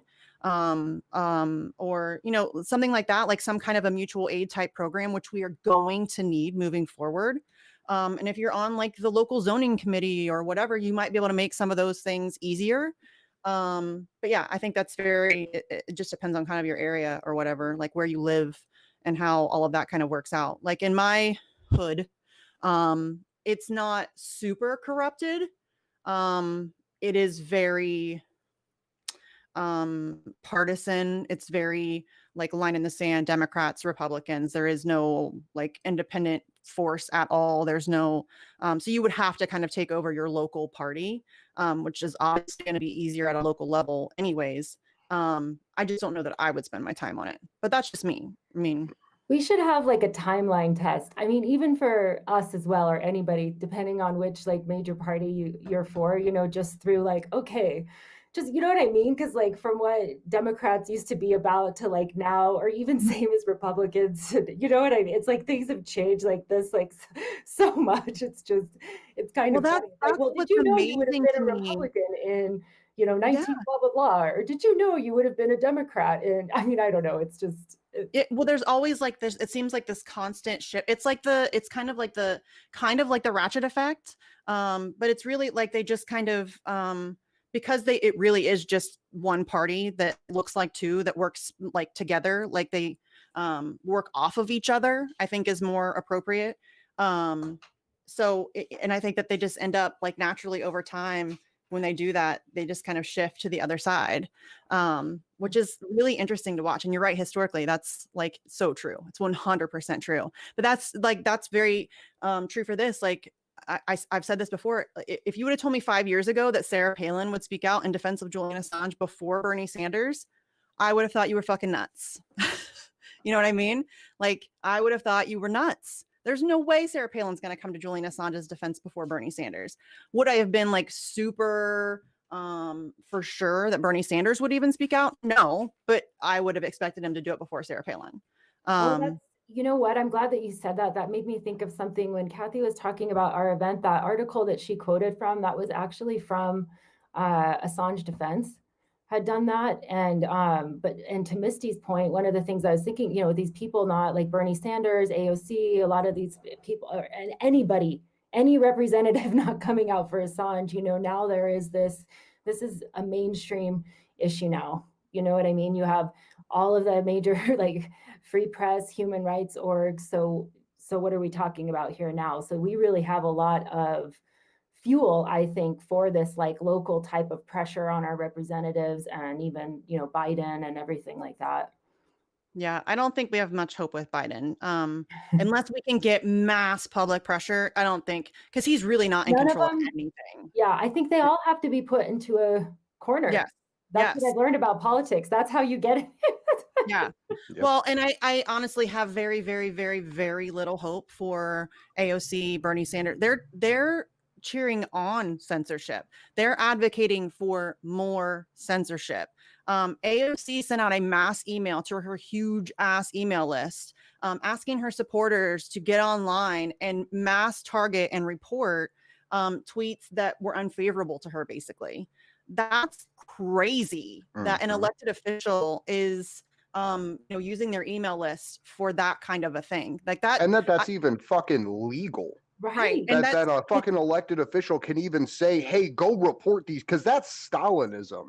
Like, go tell on your fucking neighbor because they don't like me, your fucking born hero. And nobody talks about the fact that she did that, really. Like, that's not a thing that people are troubled by. To me, that was fucking crazy that she sent out this email telling her. I mean, if you go back and you read the email, it's, you know, she couches it kind of as, you know, there's disinformation being shared online about me. You know, please go target those accounts and mass report them. You know, because it's disinformation. But she doesn't get to decide what's disinformation. She doesn't get to decide whether or not that person has the right to their opinion on the issue or the freedom to share their opinion on the issue. Even if they're wrong, they have the right to talk about it, you know, in a public space, period. Like you should be able to just, if you have an opinion, you should be able to share it without fear of, retaliation from one of the most powerful politicians in the country, and all of her stands. The fact that she was able to do that and nobody cared, like I've not heard anybody really bring that up. When it first happened, there was some like rumblings about it, but to me, that was fucking nuts. I can't believe that that's like a thing that happened. It's crazy. Well, Kendra, you talked a bit about cornering politicians, right? When we were talking about Bernie Sanders. And quite frankly, we cornered Donald Trump, right? Like we backed him into a corner on the Assange issue.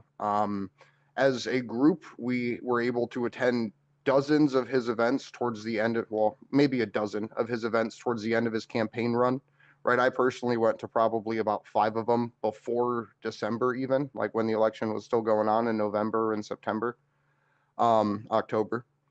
But if you believe the fairy tale, right? If you believe the smoke and mirrors show, Mitch McConnell told Donald Trump that if you pardon Julian Assange, that we're going to convict you in the Senate, right?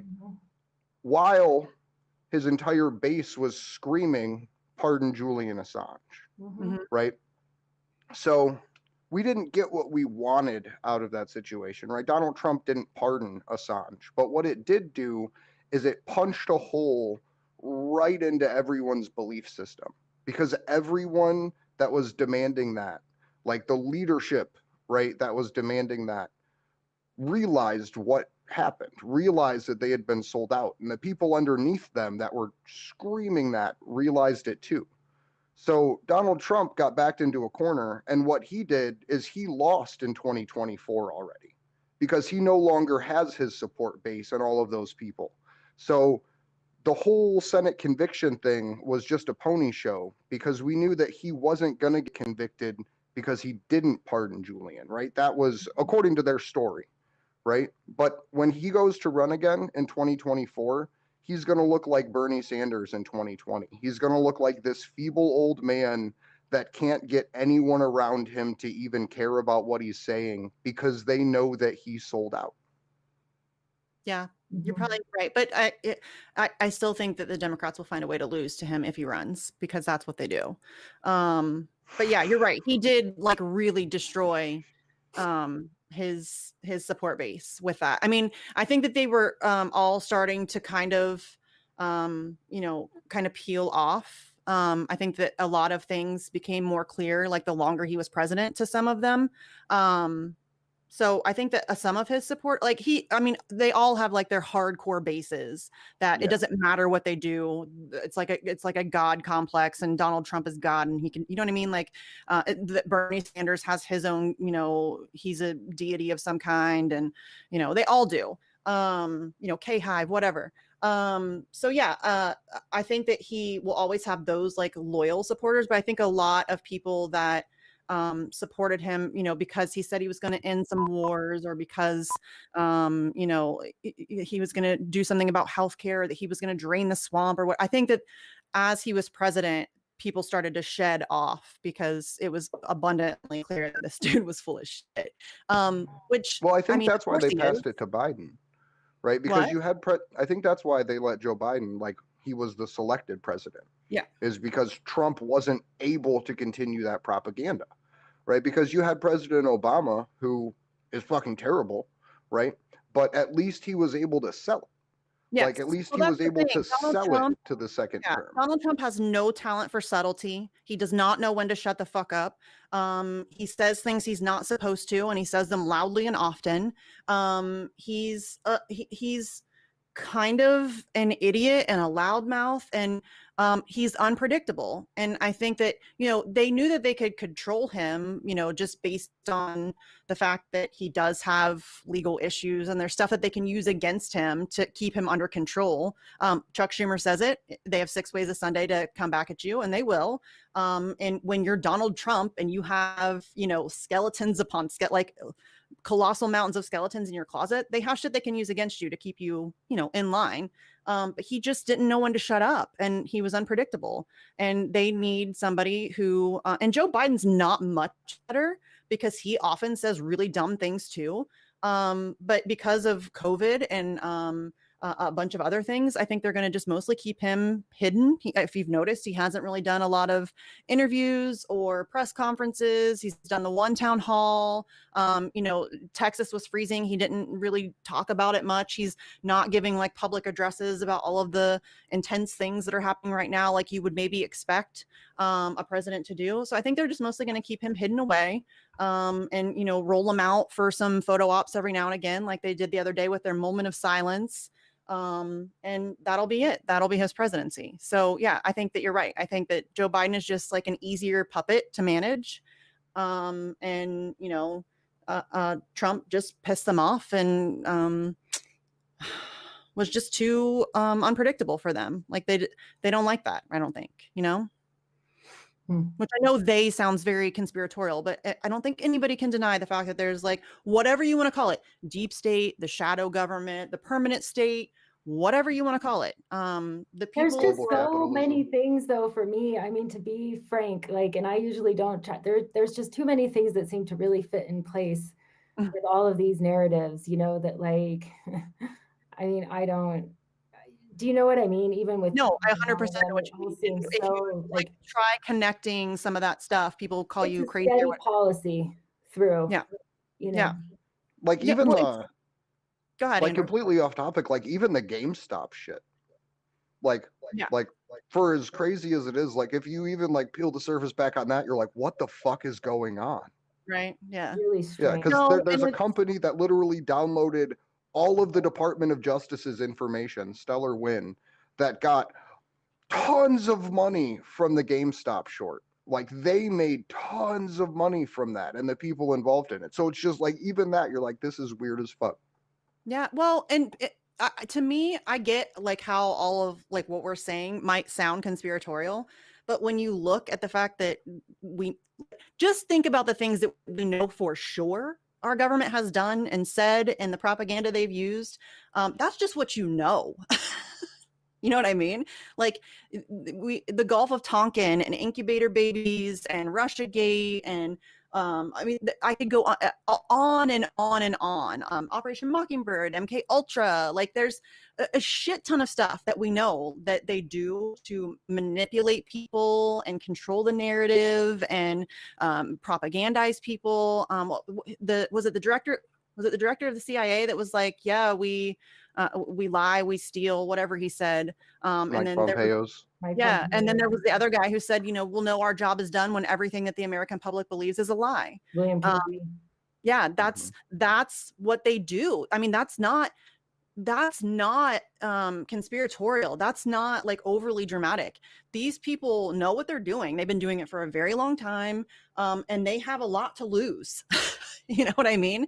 So yeah, whatever is it William Bloom or something, whatever you think your government, this is paraphrasing, whatever you think your government is doing, it's 1,000 times worse than you could ever even dream of. Yeah, it's crazy what they are capable of. And I think way too many people underestimate them. I know that sounds like really, whatever. I just don't know what other word to use for it, but it's kind of nuts that there's this weird cabal of people controlling everything, And the last time that we got any actual bulk huge information about war crimes was the stuff that Julian's on trial for right now. Over 10 years ago was the last time we had a bulk release of U.S. war crimes. And any accountability. They know what kind of toothpaste you buy, Andrew. They know what, what time you wake up and what route you take to work every day. But we don't, they're committing war crimes and torture and rape and theft on a grand scale. They're destroying entire countries and causing global chaos and, immigration issues and refugee issues and destroying the planet, really. I mean, climate change and all of that. Like they're psychopaths. They're yeah, that's where we're at. That's what we're up against. That's like terrifying because it's a lot, but that's where we are. Well, and WikiLeaks really is that's the organization that was able to do something like big enough to where they could actually have some sort of honestly, because that's one of the things I think we're up against is we have, people who are able to, they want to get something to the entire world. Sure, we'll just release the thing to AP. There you go. Everybody reporting on the same thing. And I really think that that's difficult for local grassroots, especially when the society is arranged in such a mass way to fight against. And I think that was like, a lot, people were saying a lot of the things already that WikiLeaks had released, like just on the basis of the different laws that were being passed, like, presidents just being able to go to war whenever the hell they want. And, things like that. And it's funny because it's like the longer been active in this, the more I'm just like, gosh, it was such a big thing that they did, and so valuable for us, and still to have all of that information. I think we need to free Assange, and we need more leaks, right? We need more WikiLeaks. I've said that before because people will try to make it out like I'm like a lot of like Hillary supporters will try to say, oh, well, you like Julian because he helped Trump. And I've never been a Trump supporter. I don't think anybody's unclear about that. But yeah, I want like 1,000 WikiLeaks around the globe, exposing everybody. People in power should be terrified to do anything wrong. Do you know what I mean? Like that should be the level of scrutiny that they are under. They should be terrified to step 1 inch out of line. And, like if we're going to have, go ahead, Andrew. WikiLeaks is the model I think that all international institutions should be based off of. Because I don't think personally, I don't believe in international authority. Like, I don't think anyone should have the power to say anything that the whole world should do. But I think everyone should have the power to expose what they're doing so people in those communities can take appropriate action for what they seem and deem fit. So, like, I would love to see a specifically environmental WikiLeaks and a specifically foreign policy WikiLeaks and a specifically, I don't know, police brutality in New York City. Corporate corruption. At local levels, at high levels, because that's what we need. We need factual information, and we need people willing to do what it takes to correct what was exposed, for whatever that means to you. Unless you're comfortable with letting complete psychopaths have total control. Because I'm not like that's not okay with me. I would no.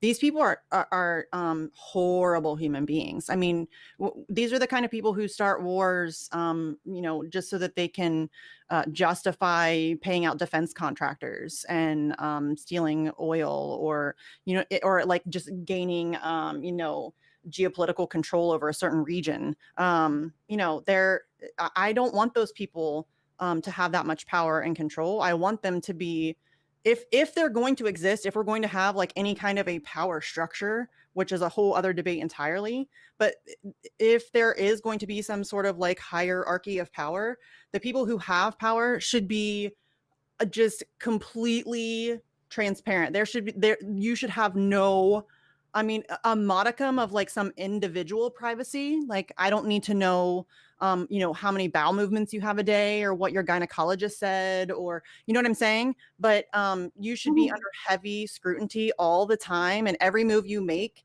in your job, in your position of power, should be looked at and examined and exposed, and like that. I don't think that's unreasonable. These people have a tremendous amount of power. Well, and I could see quite frankly, I could see the argument being made against private business, but as far as our elected officials go, there's no such thing as like a representative of government in a representative government of the citizen, not being able to know things about like national security, you know what I mean? Public interest things about war crimes, by the way, that it's from the video ordered. So people are being, ordered and like trained in such a way. That's definitely public interest. People care about that. Their lives are well, and it's and other people's. Yeah, I'm not okay with my government using the military, funded in part by my tax dollars, to rape and murder people. That's disgusting. I have no. But I want to know if that's happening, and those people should be held accountable.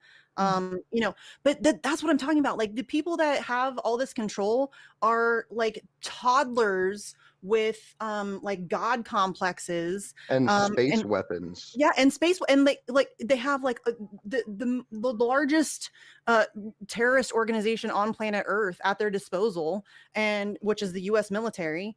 And you know, they can wield it however they see fit, and they think that a way to, and it's not even that it's a way to solve problems, because they're not trying to solve any problems. It's really just consumption and greed, like just however they can continue to funnel more money to themselves, which is sick in a whole other way.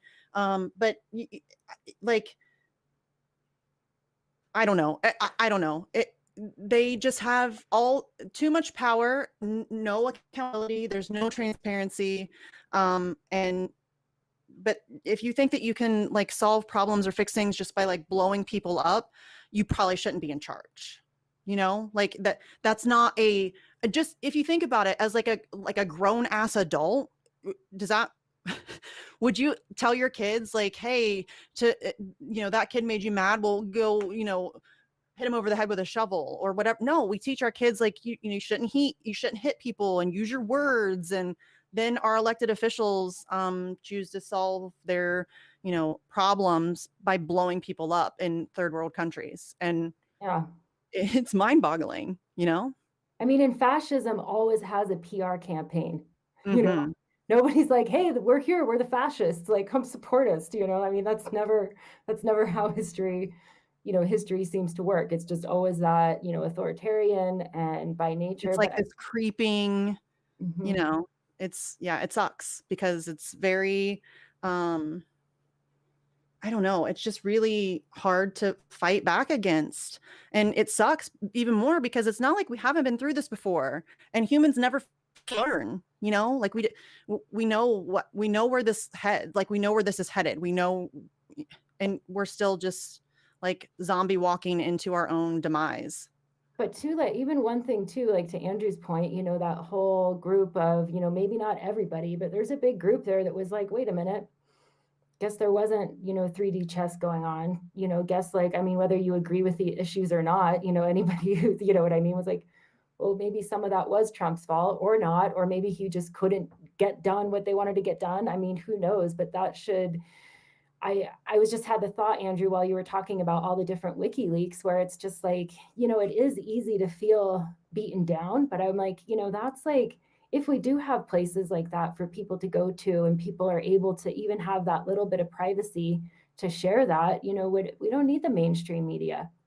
Everybody could still have that information.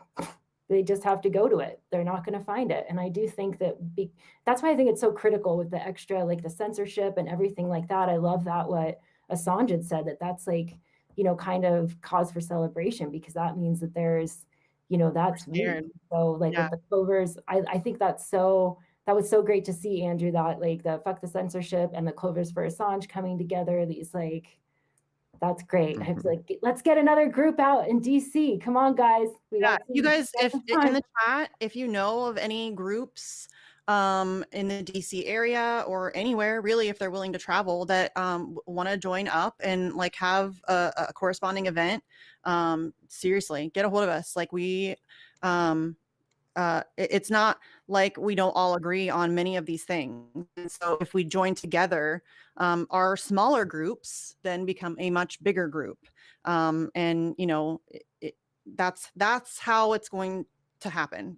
If it's going to happen, we're going to have to start joining together and banding together on the things that we agree on, and working together and supporting each other's causes, and trying to bring everybody in at the same time, because then, instead of our 50 or 60 people, it's now 600. And then at the next one, it's 6,000. And, like that's how we have to go about this. We really have to start trying to join forces with, things that, different groups that kind of understand and that kind of fit into, does that make sense? Like, I think that's just the way that I think about it, right? Because I'm a fucking nerd, right? I'm a big Lord of the Rings fan.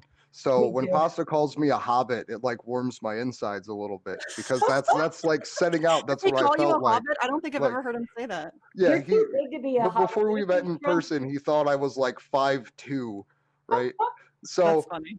but the way I look at it is like when when any individual sets out to do activism, the goal should be to unite all of the different kingdoms of man, right? Like in Lord of the Rings, like Frodo went out and got the dwarves and the elves and the 3 different kinds of humans and like all that shit. Like that's the way we should try to look at organizing for any issue. Like we have to go and collect these groups and put our swords together and say, hey, this is the evil that's going to kill us. Like we all have our heritage and our beliefs, but like we're all going to die to this fucking thing. That's what I agree with, Andrew. It's like an entirely different thing that we're fighting here. We're fighting it's like the thing, you know, like the no more left, Yeah. right, the no more innocent squabble, you know, or maybe, you know, punch in the face or whatever you want to call it, just the total done, no ideas, Yes. state power. Yeah. Right. Yeah, because that's the thing is it doesn't matter really what cause you support or issue you support. We really do all have a common enemy. It is the ruling class stands in all of our way. And so if you like it's like a mindset change. If once you recognize that and you realize that, you know, whatever like differences you may have with certain people over certain things, that's fine. We can all have those conversations at some point, but until we deal with the actual like problem that is preventing any change for any of us from happening, I just don't see how we can even entertain those differences, you know, like that doesn't matter. It's just noise at that point, you know, because until we deal with the oligarchy, the ruling class, the completely corrupted system that we find ourselves in, none of our issues are going to get addressed because, you know, that's who stands in our way. All of us, really. Well, and that made me think of like, and I know everyone has their opinions on it, but when everybody was pressuring Trump to pardon Assange, and Tucker Carlson, you know, I think he came out 2 shows and said something, and you know, but he had a statement on there about 3, about just that truth matters, that counts for something. And that's where I think that's so important is they're really, especially with the Assange case, trying to just totally dismiss that. They don't want anybody to talk about what was released. They don't want to, you know, all focus on Assange and whether he's a good guy or a bad guy, you know, but like, they, you know, don't want to talk about any of that. But that's also takes away from us now, right? Because now criticizing the government or talking against the government or something, well, what does that even mean in a democracy? And what if you're saying the truth? You know, the truth has something matters. You know, it matters that a politician ran on something that they're not doing, even whether you agree with them or not, right? Like, yeah, well, I think Julian has a quote, something like that. Like you cannot fix anything. And this is like a horrible paraphrase, but you can't fix anything until you're dealing with the truth, until you have the information so that you know exactly what you're dealing with. And then you can make an informed decision based on facts about what you need to do moving forward. And it seems like it should just be common sense, but you know, it seems to not be, which, you know, hopefully we can build up to that some. I think we're doing that some. We are. Yeah. Little by little. Before we wrap up, can I leave a little food for thought on a completely unrelated topic? No. Because it's just something that's been bugging me a lot lately. No. Yes, so, go ahead. Last American Vagabond, fucking amazing. Follow them off of YouTube because they probably won't be here long. On last night's show, Last American Vagabond put out whistleblower footage of forced human experimentation in nursing homes.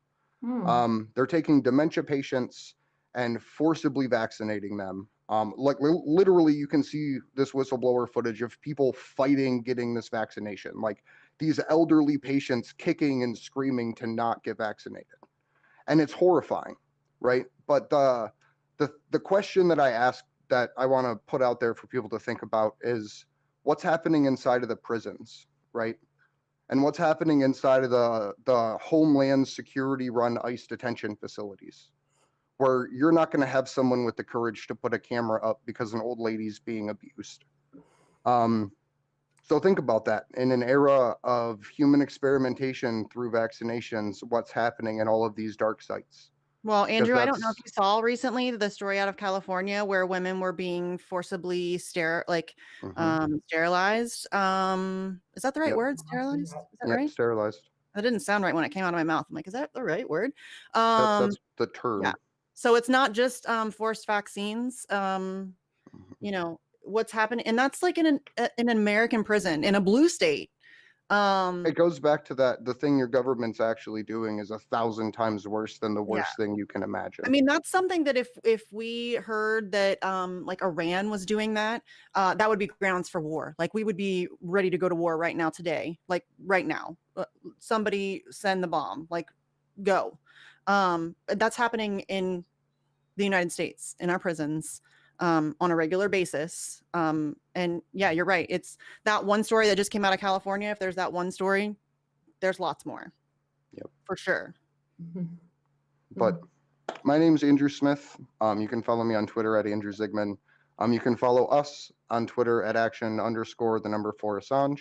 On Tuesday, we should have Sleepy Josh and Steve back, which I am very excited for. But I would like to thank everybody for tuning in. Please share the link on our website right now for the Clovers and Fuck Censorship event.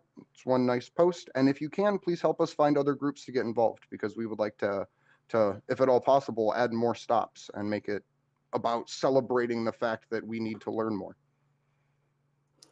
And I am Kendra Christian, and you can follow our Denver group on Twitter at DNVFreeJA. I'm probably going to be getting off of some other social media, so I'm not like going to close that. But thank you so much to my co-hosts. Thank you so much to Cathy Vogan for her help, in streaming our Denver event, and then also this amazing one that she's putting on in Sydney and being our guest today. It's, Consortium News has been a longtime friend of Action for Assange, so it was really great to see Cathy today. And thank you to the chat always for your support and help with watching, and then also with help sharing our GoFundMe and the different actions that we do. So please share that, because Clovers for Assange, we want that to grow just like all the other DC protests have, and I suspect that it will. So and of course, please tune in for our Denver event tomorrow. It's at 12 o'clock on our Twitter. You can see the registration link.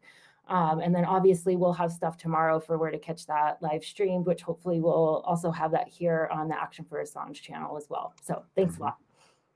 And I am Misty Winston, and I will just have you know that as Andrew started speaking just then, I panicked because I realized Steve's not here, and so that means I'm going to have to close the show. And I'm like, I instantly started oh my God, my palms are a little bit sweaty right now. I don't know why. I'm just a dork.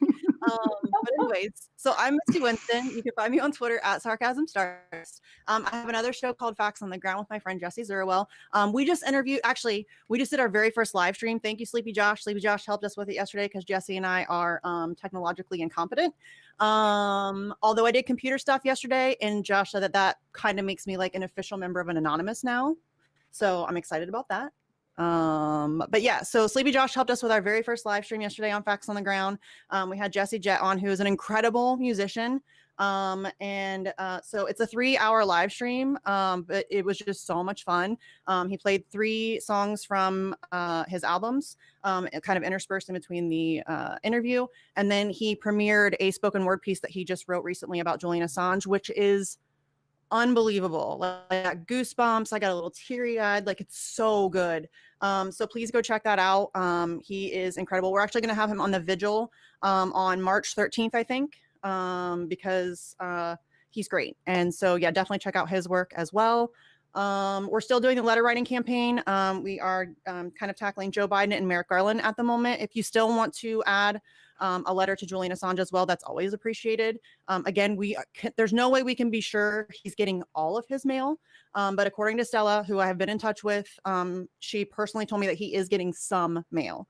So, I mean, it's worth it to give it a shot. Yeah, definitely share the GoFundMe link if you can. Let everybody know about the DC protests that are happening. If you cannot make it to DC, we get it. Plan an event in your area. If you want help finding other people in your area who are Assange supporters, let me know. Let Andrew know. Let Kendra know. We'll try to help, tweet it out and get eyes on it so that we can find other people in your area for you to kind of, get together with. I always feel like I'm forgetting something. Thank you to everybody in the chat. You're amazing. Thank you to Cathy. Thank you to my co-hosts. I miss Sleepy Josh and Steve, so I'm excited that they'll be back on Tuesday. I know I'm forgetting something, but fuck it. Good luck to Whatever. us all. Yeah, good luck to us all.